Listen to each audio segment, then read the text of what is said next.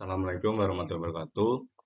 Izin Mas Bra, sebelumnya saya Rajihuni Amabibi dari kelompok B9 dengan NIM G002436. Di sini saya akan memaparkan tentang pengerjaan laporan ketiga yaitu anatomi, terutama artikulasio genu dan os femur. Artikulasio genu merupakan persendian yang ada di lutut dan os femur adalah tulang. Nah, lanjut. Sini saya pertama ingin bacakan terlebih dahulu untuk soal yang ada di laporan 3, yaitu seorang pria 33 tahun mengalami cedera lutut saat bermain futsal. Ia merasakan bunyi krek dan lututnya terasa tidak stabil. Setelah kejadian, lututnya membengkak dan sulit digerakkan. Untuk soal pertama, jelaskan anatomi penyusun artikulasi genu yang lengkap. Yang kedua, jelaskan ligamentum memperkuat artikulasi genu. Yang ketiga, jelaskan anatomi os femur. Langsung saja kita ke pembahasan. Nah, pertama di sini ada penampang dari patella sendiri. Patella itu merupakan os sesamoidium di dalam tendon musculus quadriceps femoris. Nah, patella itu berperan sebagai hipomoklion dengan cara memandu tendon dalam perjalanannya menuju insertio di tuberositas tibiae melalui ujung distal femur. Akibatnya lengan pengungkit maya mati seperti torsi ototnya bertambah.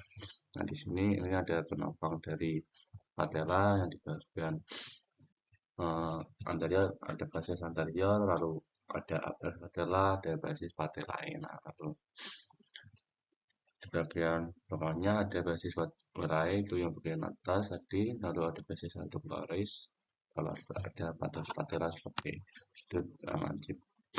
Lanjut. Nah, sini jelaskan ada bagian dari artikulasio genu. Ini dengan kapsula artikularis tertutup dan yang kiri yang sebelah kanan yang sudah dibuka. Nah, ini dilihat dari ventral. Nah, ligamen artikulasi genu ini terdiri dari ligamen eksternal yang menunjang sendi dari luar dan ligamen internal yang terletak di dalam kapsula fibrosa. Dalam gambar ini terlihat ligamen eksternal yang terdiri atas ligamen patellae sebagai lanjutan dari tendon musculus quadriceps femoris dan articula patellae medulla et laterale. Nah, kedua ligamen yang disebut terakhir itu memiliki serabut-serabut longitudinal di superficial dan serabut-serabut dalam yang berjalan sirkular dan bisa dipandang sebagai bagian dari tendon musculus quadriceps femoris atau musculus medialis et lateralis. Nah, di sisi medial dan lateral terdapat dua ligamen lateral, ligamen collaterale et fibulae yang berinsersi di tibia dan fibula. Nah, kapsula articularis memungkuk permukaan artikular. Nah, bantahan lemak ova corpus adiposum interpatellare terletak di antara kapsula fibrosa dan kapsula synovialis. Nah, jaringan adiposa ini terhubung dengan ligamen cruciatum anterior aris oleh satu lipatan, yaitu plica synovialis infrapatellaris dan memiliki dua plicae alaris di sisi lateralnya. Articulario genus memiliki sejumlah bursa, beberapa di antaranya terhubung dengan kapsula articularis seperti bursa suprapatellaris yang terlihat di sini. Nah, itu ada bursa suprapatellaris. Nah, terlihat. Nah, jadi bagian tengah ini merupakan patella facies articularis.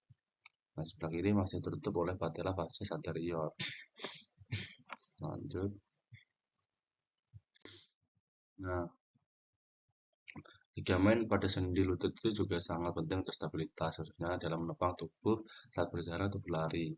Ligamen utama pada sendi lutut itu antara lainnya yaitu ada ligamentum cruciatum anterius. Nah, ini terletak di bagian tengah sendi ligamen untuk mencegah tibia bergerak terlalu jauh dari depan terhadap femur. Nah, ligamen cruciatum posterioris atau LCP ini letaknya di tengah sendi dan untuk mencegah tibia bergeser ke belakang. Nah, untuk di ligamentum collaterale tibiale letak di sisi medial lutut membantu mencegah gerakan valgus atau menggak keluar pada lutut. Untuk ligamentum collaterale fibulare lateral berada di sisi lateral lutut untuk mencegah gerakan varus pada lutut.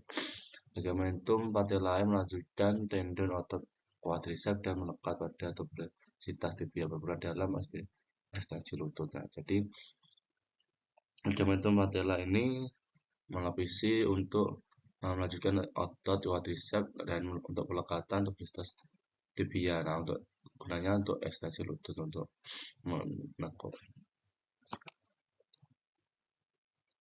Untuk lanjut. Nah, ini ada penampang dari ligamen collaterale tibiale dan ini tengah ada meniscus medialis atau bantalan. Nah, meniscus adalah struktur fibrocartilagus yang berbentuk sabit. Nah, gunanya untuk bantalan. Nah, antara kondilus femur dan tibia serta membantu dalam stabilitas distribusi beban. Nah, meniscus medialis berbentuk lebih C dan melekat erat pada ligamentum collaterale tibiale. Nah, meniscus lateralis ini kalau meniscus lateralis bentuk O dan lebih untuk pergerakan. Jadi bedanya itu antara tibialis dan tibiale. Tibiale C, lateralis O. Nah, lanjut. Nah, ini ada penambahan dari os femur. Ya, sebelah kiri ada penambahan hewan. Nah, bagian kepala disebut kaput. Nah, lalu ada kolum dan bagian lehernya, lalu ada corpus femoris, bagian tengah ada condylus medialis yang bagian bawah ada condylus medialis. Nah, os femur ini merupakan tulang panjang terbesar dan terkuat di dalam manusia. Nah, tulang ini terletak di antara bangku dan lutut dan memainkan peran penting dalam menyangga tubuh, pergerakan, serta stabilitas. Nah, komponen utama os femur itu ada corpus femoris, bagian kepala, di bagian proksimal, betul bulat, berartikulasi dengan acetabulum pada tulang punggung, bentuk sendi panggul. Nah, kepala femur ini ditutupi oleh tulang rawan hialin untuk memfasilitasi gerakan dan sendi. Nah, untuk kolum femoris, untuk lehernya itu menyampai di bawah kepala femur. Nah, ini untuk sudut badan femur yang dikenal sebagai sudut inclination, angle of inclination. Sudut ini membantu distribusi beban, mengurangi stabilitas serta gerakan sendi panggul. Nah, lalu ketika ada trochanter major atau trochanter minor.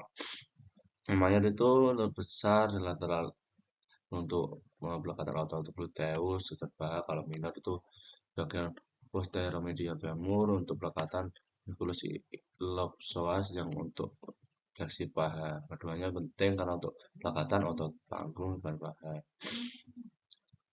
Nah, untuk empat yaitu linea intertrochanterica, garis kasar di antara trochanter major dan trochanter minor di sisi anterior femur. Linea ini memberikan tempat pelekatan ligamen penting seperti ligamen iliofemorale dan mendukung stabilitas di panggul. Lalu 5 ada crista intertrochanterica, struktur serupa garis di bagian posterior femur menghubungkan trochanter major dan trochanter minor. Nah, di sini otot-otot penting berinsersi seperti otot quadratus femoris yang berperan dalam rotasi antara paha. Lalu ada corpus femoris atau femoris bagian panjang untuk melengkung, untuk menahan menyelesaikan bagian tubuh. Ada linea aspera bagian posterior basal femur, dua bibir yaitu lateral dan medial untuk insersi otot pusat paha. Nah, untuk bagian distal dia itu memutus di lutut dengan tulang tibia. Yaitu ada dua tonjol besar yang membentuk bagian bawah femur. Nah, kondisi ini dilalui tulang rawan hialis dan artikulasi dengan kondisi tibia. Nah, fossa intercondylaris itu merupakan yang terletak di antara condylus medial dan lateral pada bagian posterior distal femur. Nah, ini ada penopang. Di sebelah kanan ada penapak melintang dari tulang femur sendiri.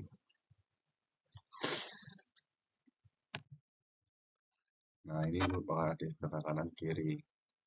Di belakang kelihatan kampus memorinya, kalau ada yang depan ada kelihatan nilai Aspera. Nah, terima kasih dari saya. Tidak salah, mohon maaf. Wassalamualaikum warahmatullahi wabarakatuh.